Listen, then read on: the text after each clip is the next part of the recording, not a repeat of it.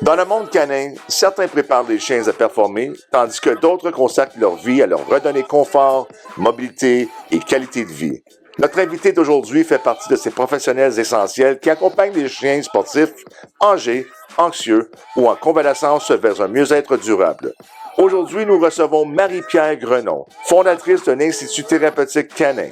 Depuis plus de 10 ans, elle se spécialise en massage, hydrothérapie et réhabilitation canine avec une approche à la fois douce et fondée sur la science. Elle accompagne également les chiens dans leur désensibilisation à l'eau, le Cani-Paddle, et propose des solutions pour améliorer leur mobilité, notamment grâce au fauteuil roulant. Référence incontournable en bien-être animal au Québec, c'est un véritable plaisir de l'accueillir aujourd'hui, Marie-Pierre Grenon.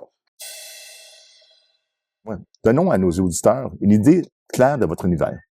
Oui, ben dans le fond, moi, je travaille la plupart du temps, j'offre le massage et l'hydromassage. C'est vraiment mes deux services que je donne le plus au quotidien.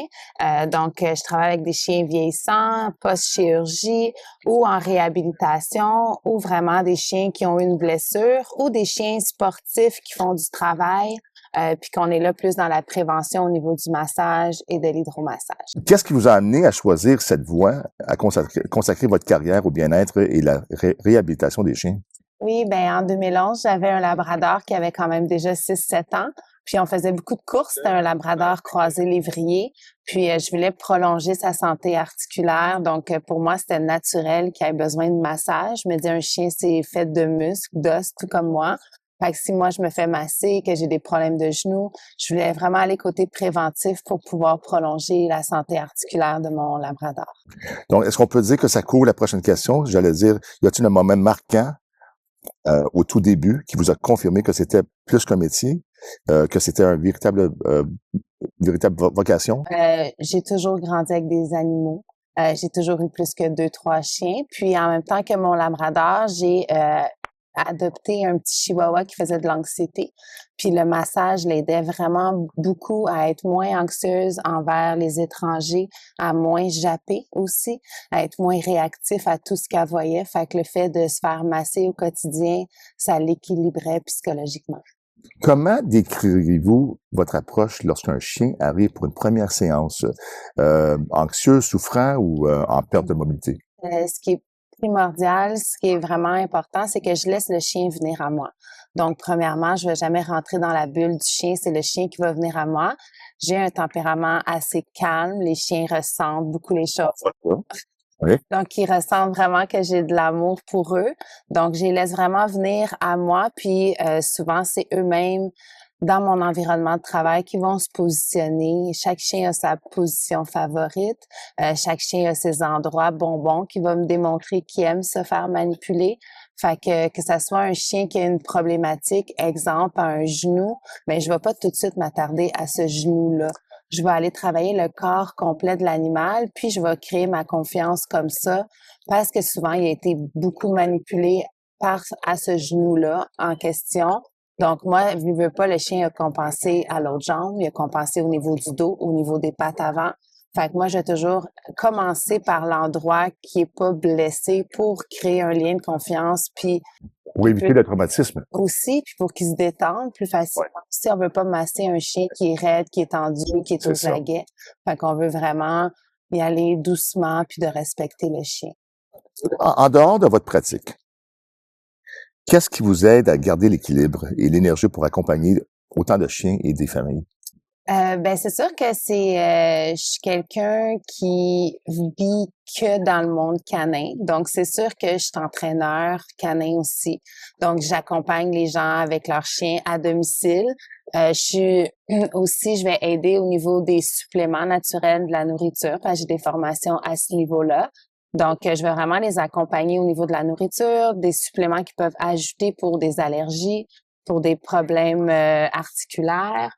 Donc, c'est toutes des choses que moi, ça me passionne, l'environnement global du chien. Des fois, c'est juste de mettre des tapis à l'intérieur de la maison pour éviter que le chien glisse à l'intérieur puis se fasse mal. Fait que c'est vraiment un travail en collaboration avec les maîtres.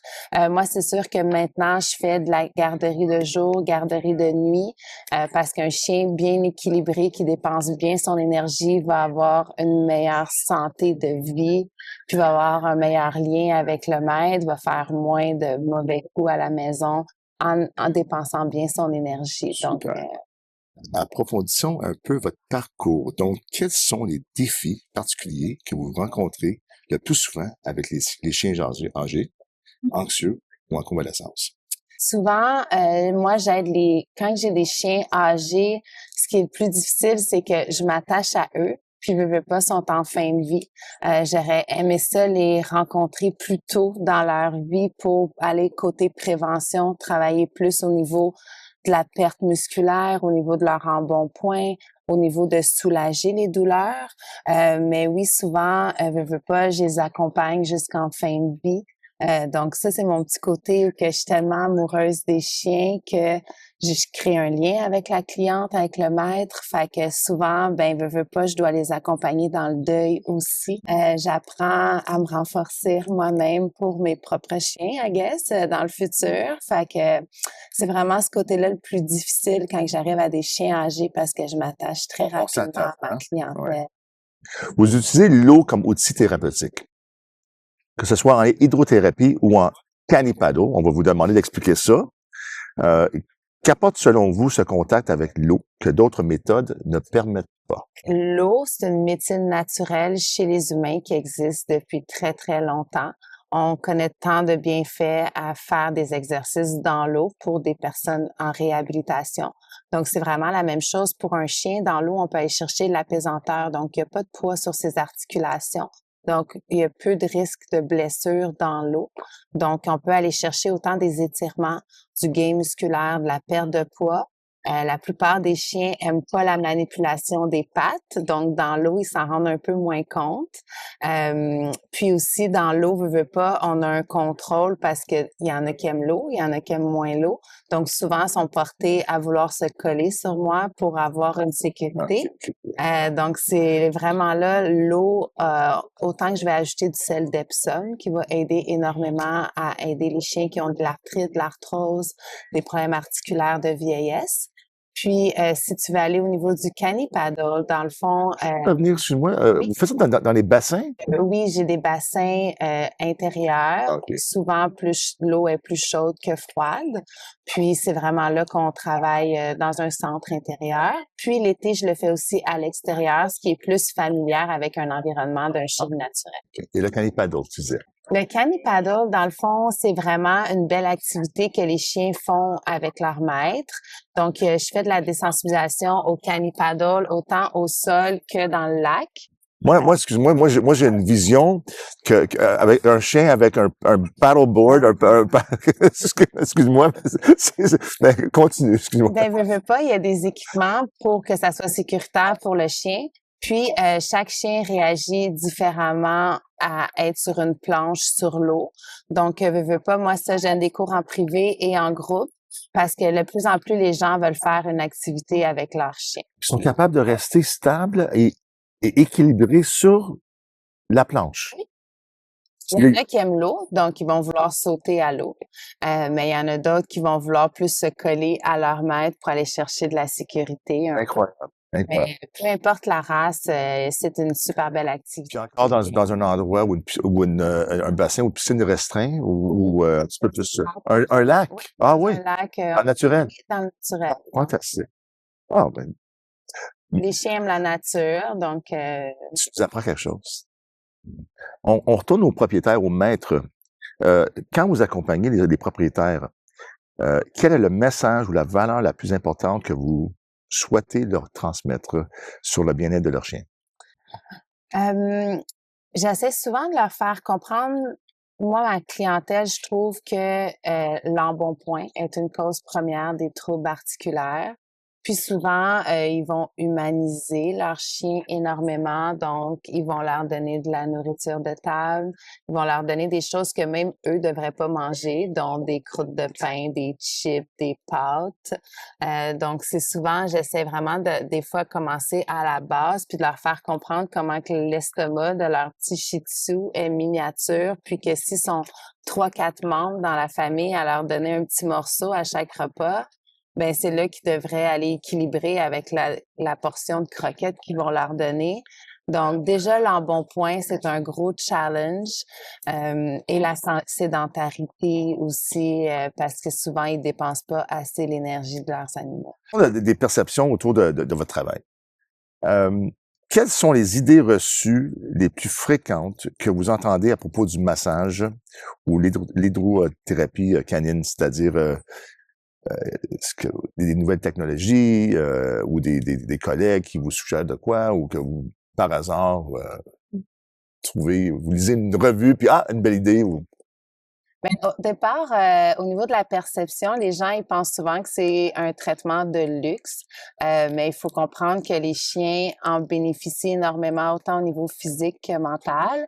Puis, autant au niveau des idées, ben les gens, des fois, ils disent: «Ah, pourquoi juste canin?» Donc des fois, j'ai des suggestions avec des plus gros bétails, dont moutons, vaches, vraiment animaux de la ferme. Ouais, autant au niveau des zoos. Donc, oui, c'est peut-être dans le futur, je ferai un massage à un singe. Ça serait un oh, ouais, si te le permet, parce que ça, exactement, d'aller ouais, plus, au niveau ouais, des ouais, ouais, animaux, ouais, ouais, ouais. tropicales, et tout, ça serait vraiment Et t'as aucune expérience ou t'en as eu déjà? non, pas encore au niveau, des animaux exotiques. On s'entend, on est au Québec, Ouais. mais, déjà au Non, Mexique, mais les animaux de ferme. la ferme, ben, dans le fond, je masse des chevaux aussi. Ah, OK. Je fais du massage équin, mais oui, j'ai déjà été dans un zoo au Mexique, puis j'ai eu une séance avec un bébé tigre.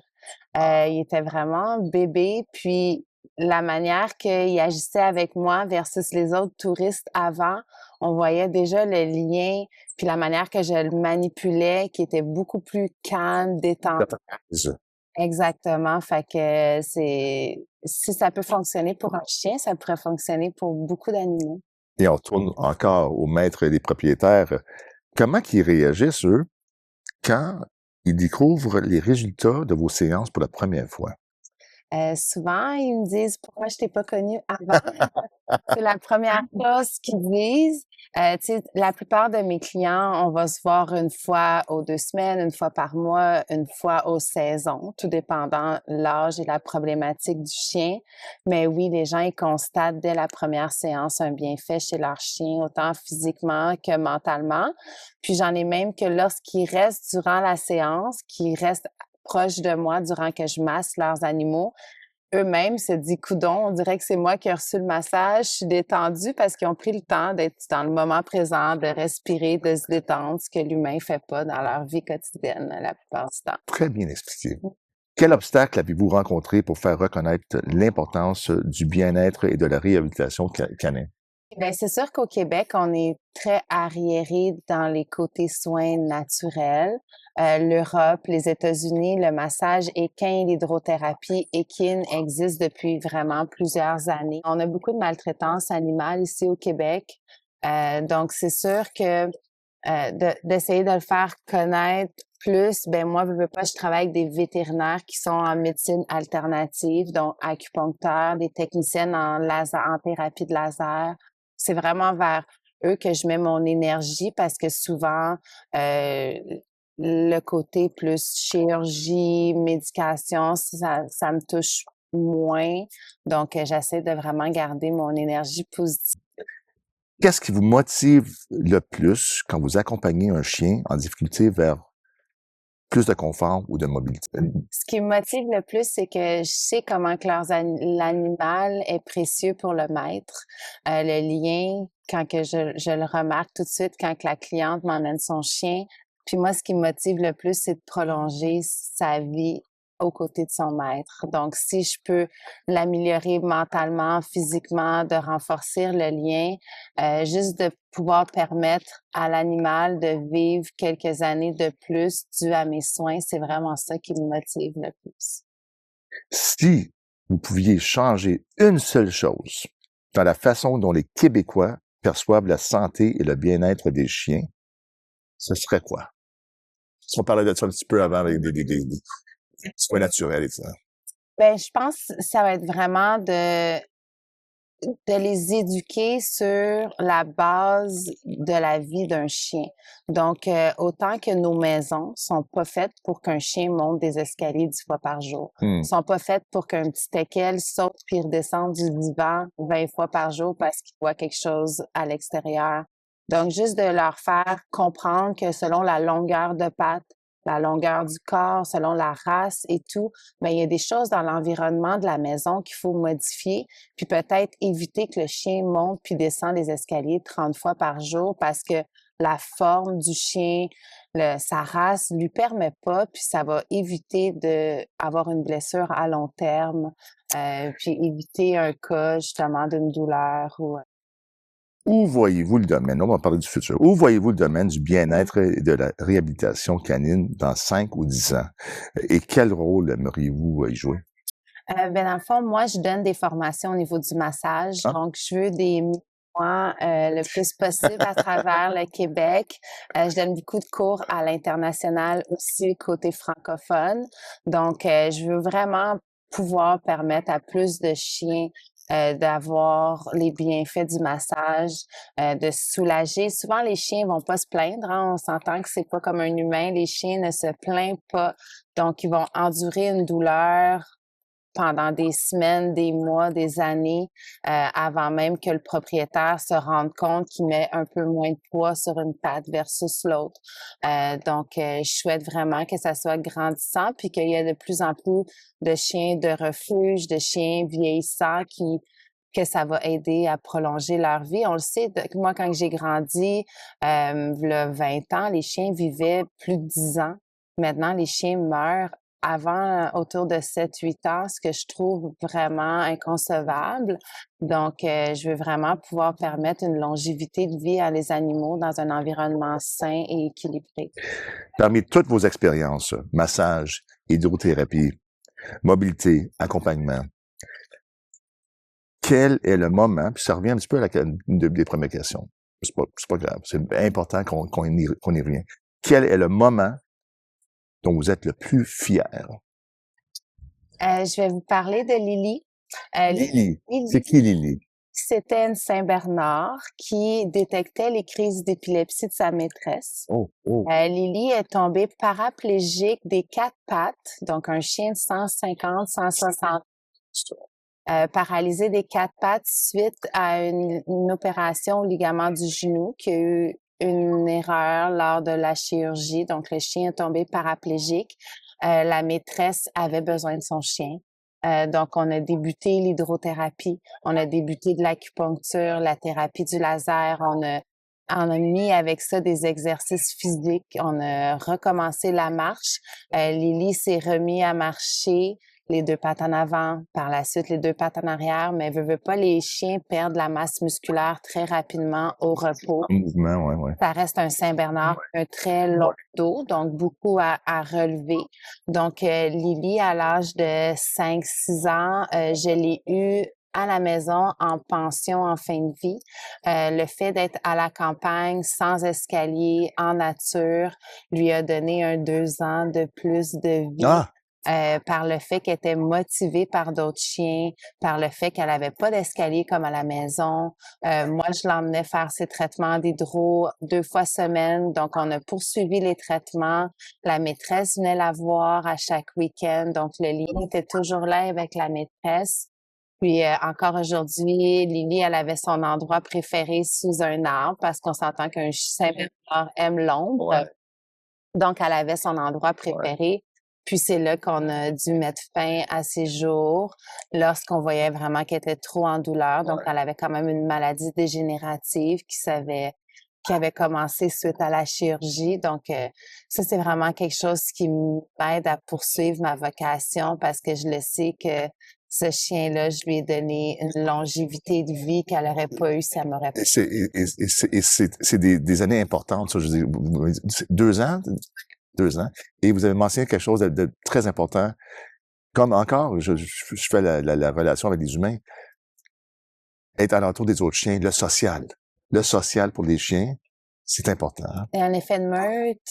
Ouais, l'effet de meute. Puis moi, les chiens handicapés que je vais adopter ou que je vais avoir en pension en fin de vie, Ouais. je les traite comme les autres. Donc, ils s'amusent comme les autres. Je les mets dans leur fauteuil roulant. Ils vont jouer. C'est sûr qu'on fait un peu plus attention. C'est des chiens âgés ou blessés, mais je vais vraiment les traiter comme les autres. Je les néglige pas. Ils viennent en voiture. Ils poursuivent une routine comme qui ont été habitués dans le passé. Donc, suite à la Saint-Bernard, j'ai eu une boxeur qui a été le même cas, où que justement la maîtresse pouvait plus lever son gros chien. Donc, pour moi, ben c'était plus facile. Puis j'ai gardé Mika une bonne année et demie de plus malgré une maladie dégénérative. Puis aujourd'hui, ben je suis rendue avec 3 rescues que les maîtres pouvaient plus s'occuper d'un chien handicapé, incontinent ou que... Est-ce qu'ils les revoient des fois, ils viennent les voir ou c'est quelque chose que vous avez fait, ouais. Chacun, Ouais. mais la plupart du temps, ils se sentent mal envers leur chien. Ils voient comment que leur chien est bien, donc ça leur procure un soulagement. Ouais. Puis c'est ça, pour moi, que le chien doit être incontinent, ait une couche, doit être en fauteuil roulant. C'est pas plus de travail pour moi qu'un chien régulier que tu dois sortir 10 fois par jour pour pas qu'il fasse de dégâts dans la maison. Si on devait retenir une seule contribution de vous au monde canin, laquelle aimeriez-vous que ça soit? Wow. Vraiment, au niveau de mon empathie envers les maîtres, puis de mon travail en collaboration avec leurs chiens pour vraiment travailler dans l'environnement, dans le rythme de vie, dans la santé mentale et physique, que ça passe autant par les exercices mentaux que les exercices physiques, puis comment bien prévenir les blessures, vraiment comment que j'accompagne mes clients après tout le côté prévention selon la race, au niveau supplément aussi, puis même moi, souvent, je vais leur montrer des petites techniques à faire sur leur chien pour prévenir puis pour améliorer l'amélioration physique du chien entre nos séances. Pour terminer, quelques petites questions rapides pour finir sur une petite note légère. On va rire un petit peu. La première question, je l'adore. Si un chien pouvait parler pendant une de vos séances, qu'est-ce qu'il vous dirait le plus souvent? Ça serait-tu comme merci? Ça serait, encore? Ou laisse-moi dormir? Ça serait quoi? J'irais plus avec le corps. Ah oui? Souvent, Vraiment, hein? Ah oui, hein? Il est là avec la patte. Non, lâche-moi. Ouais. Ou il va me regarder d'un air comme déjà fini ton massage, tu peux-tu continuer? Ça serait ça, hein? Comme nous autres encore, hein? Puis quand que je le fais, le service à domicile, c'est ça que j'aime parce que le chien il peut juste rester couché là. Je vais doucement. Super. Fait que tu sais, le chien il peut continuer à se détendre. Les maîtres sont heureux de le voir détendu comme ça et confortable. Fait que c'est vraiment ça que j'aime du massage à domicile. Parlons de race préférée. Y a-t-il une race ou un type de chien avec lequel vous adorez particulièrement travailler? Non, pas pour les résultats, mais pour leur personnalité, leur comportement. Ouais, à la base, je suis une femme de campagne, donc je suis une fille qui aime les bâtards, qui est pas une pure race, mais dans ma vie, j'ai eu une Doberman pendant 7 ans que j'ai rescue, qui avait besoin de médication pour l'anxiété quand je l'ai adoptée. Ah, okay. Ce que j'ai jamais eu besoin de lui donner dû au massage, dû à la socialisation, dû au travail physique. C'est un Doberman, a besoin de bouger. Donc, veux pas, on a extrêmement bougé ensemble. Puis, ce que j'aime beaucoup avec le Doberman, c'est que, veux pas, le poil est court. Donc, on ressent encore plus au niveau des manipulations. Et c'est-tu, excuse-moi, pardon de te couper la parole, c'est-tu un défi à cause de la perception des Doberman étant des... Ils ont une, comment qu'on peut dire, son chien. Ouais. Puis comme le plutôt. Ouais. C'est ça qu'on dit. Ouais. Puis ce qui est important avec le Doberman, c'est d'encore plus de respecter leur bulle. Puis une fois qu'ils ont confiance en toi, ils s'abandonnent tellement, puis c'est des chiens très câlineux. Donc, c'est vraiment, même encore aujourd'hui, quand j'ai un Doberman à faire en massage, j'ai hâte parce que je le sais qu'au début, ça va être un petit challenge. Il va vouloir m'impressionner, mais une fois qu'il va voir que je le laisse rentrer dans ma bulle à moi et non le contraire, il va s'apaiser puis ça va être un de mes bons clients. OK. Et maintenant, quel est le moment le plus inattendu, drôle ou touchant qu'un chien vous ait fait vivre pendant une séance? Ben c'est sûr que drôle, je vais toujours trouver ça drôle quand que le chien il se détend tellement que comme il va tourner sur le bord de ma table comme s'il s'endort puis qu'il tombe en bas. Autant quand que j'entends les chiens avoir des flatulences, ronfler, c'est toujours des moments où que j'ai le goût de rire, mais je dois vraiment rester calme et détendu et faire comme si rien n'était. Mais ça arrive assez souvent, tout dépendant des races. Marie-Pierre, merci pour votre passion, votre douceur et expertise. Ça fait vraiment un grand plaisir. C'est un privilège de vous avoir avec nous aujourd'hui. Merci, Marie-Pierre Grenon. C'est à toi. Merci.